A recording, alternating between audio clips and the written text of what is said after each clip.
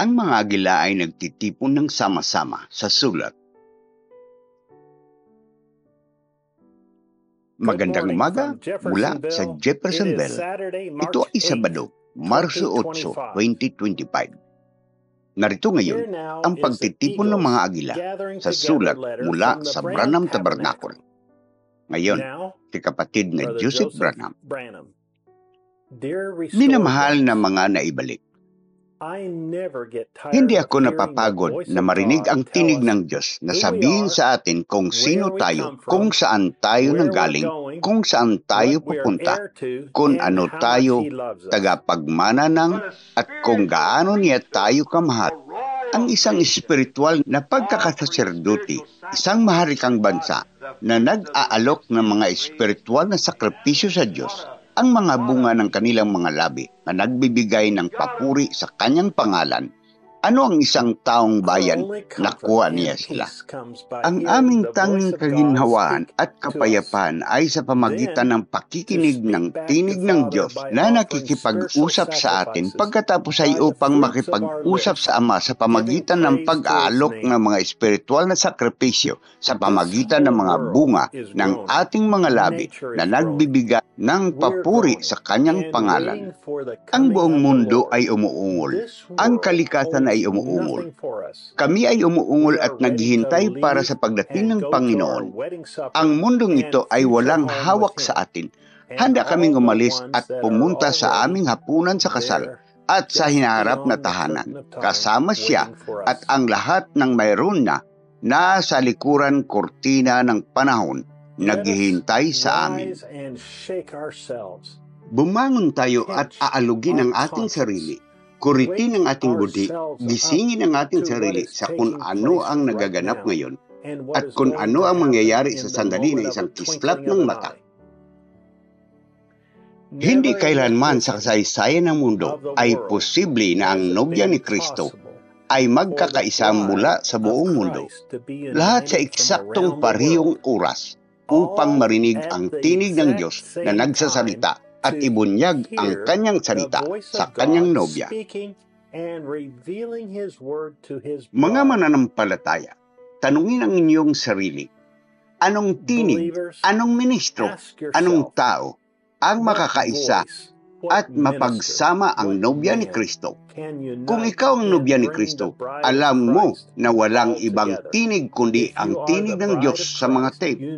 Oo, ang banal na espiritu ay nasa bawat isa sa atin, bawat tanggapan ng iglesia. Ngunit sinabi sa atin ng Diyos na hahatulan niya ang mundo sa pamagitan ng kanyang salita. Alam ng nobya na ang kanyang salita ay dumating sa kanyang propeta. Ang kanyang propeta ay ang tanging banal na tagapagsalin ng kanyang salita. Ang kanyang sinabi ay hindi may dagdag o inalis mula sa. Ito ang salita sa mga tape na lahat tayo ay hahatulan ng at walang ibang salita o interpretasyon ng salitang iyon. Hindi posible para sa anumang iba pang tinig na magkaisa sa nobya. Tanging ang tinig ng Diyos sa mga tape ang maaaring makikiisa sa kanyang nobya. Ito ay ang tanging salita na maaaring sumang-ayon ang nobya. Ito ay ang tanging tinig na ang Diyos mismo ay nagpatunay na ang kanyang tinig sa kanyang nobya. Ang kanyang nobya ay dapat nasa isang pag-iisip at isang pagtitipon upang makasama siya. Ang mga ministro ay maaring maglingkod, ang mga guro ay maaring magturo, ang mga pastor ay maaring pastor, ngunit ang tinig ng Diyos sa mga tape ay dapat na pinakamahalagang tinig na dapat nilang ilagay sa mga tao. Ito ay isang ganap sa nobya. Kung mayroon kang isang paghahayag na iyon, kung gayon, ito ang magaganap. Sinasabi sa atin ng salita na walan ng mana si Adan, ang lupa. Lumipas ito mula sa kanyang kamay patungo sa isang ibibinta niya kay Satanas. Ibininta niya ang kanyang pananampalataya sa Diyos sa mga pangangatuwiran ni Satanas. Inalis niya ang bawat isa sa mga kamay ni Satanas. ipinasa niya ito mula sa kanyang kamay kay Satanas.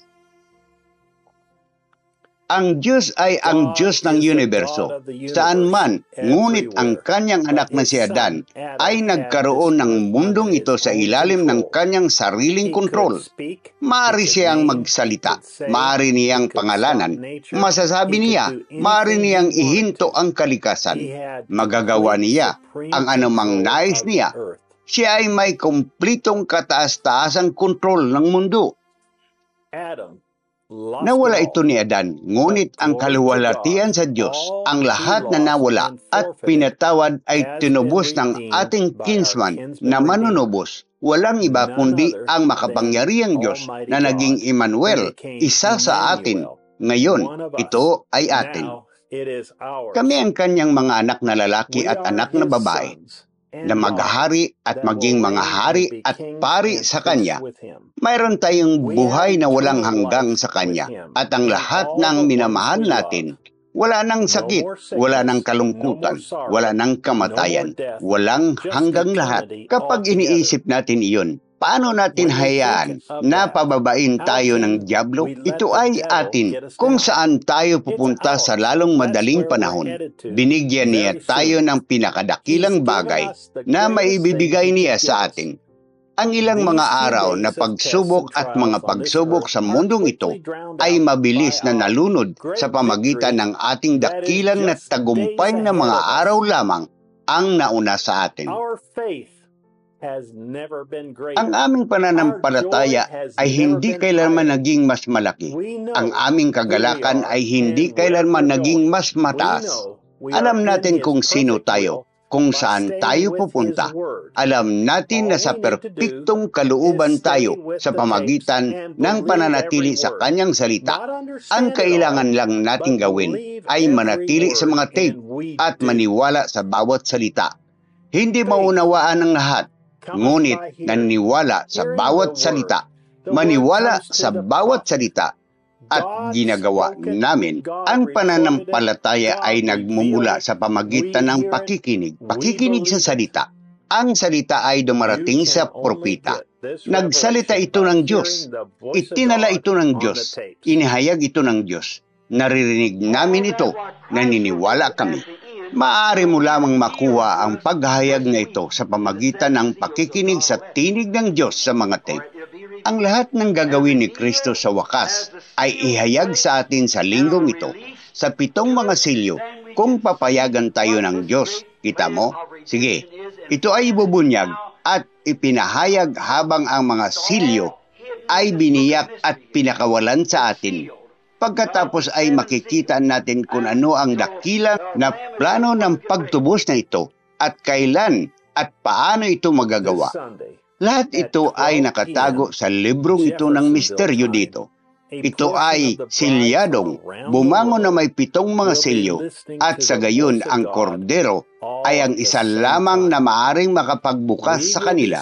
Ngayong linggo ng alas 12 ng tanghali, sa Jeffersonville Time, sa isang bahagi ng nobya mula sa buong mundo, ay nakikinig sa tinig ng Diyos ng sabay. Kami ay nagbabagyo sa langit kasama ang ating mga dalangin at pagsamba sa Kanya. Inanyayahan kita na sumali sa amin tulad ng naririnig namin ang puwang sa pagitan ng 7 kapanahunan ng Iglesia at ng 7 tatak. 63-0317E. Mangyaring huwag kalimutan ang tungkol sa pagbabago ng oras sa Jeffersonville ngayong katapusan ng linggo. Brother Joseph Branham. Ito ang nagtatapos sa liham na nagtitipon ng mga agila na maaari mong ma-access ang iyong sarili ng direkta mula sa www.branhamtabernacle.org sa maraming wika. Maaari ka ring mag-sign up para sa automatikong mga abiso sa WhatsApp ng direkta mula sa Jeffersonville sa pamagitan ng pagrehistro ng iyong impormasyon. www.branham.org/en/WhatsApp. Gayon din hanggang sa 30 pang mga wika na maaari mong basahin at marinig ang liham na ito tuwing katapusan ng linggo sa David Erickson channel sa YouTube at www.sbfellowship.info. Hanggang sa susunod, pagpalain kayo ng Diyos at Shalom.